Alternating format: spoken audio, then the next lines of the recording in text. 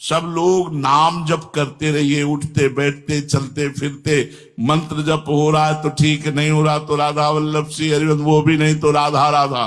खाली मत रहिए, खाली रहना हानि हरिवंश के नाम अंतर पड़े। हानि हो जाएगी भैया, बहुत बड़ी हानि हो जाएगी। किसी न किसी प्रपंच में माया फंसा लेगी, किसी की निंदा, किसी की स्तुति, किसी की कुछ। तो हमको अगर प्रतिकूलता मिले तो आनंद पूर्वक सहना चाहिए। प्रतिकूलता कौन से नहीं सह सकते?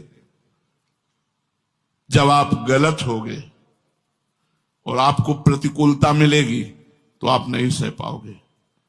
और यदि आप सही हैं और फिर आपको प्रतिकूलता मिले तो आपकी छाती चौड़ी हो जाएगी और मुस्कुरा कर निकल जाओगे। और अगर गलत हो तो प्रतिकूलता आपको रौंद देगी, आपके हृदय को रौंद देगी। इसलिए कोई गलत कार्य ना होने पावे।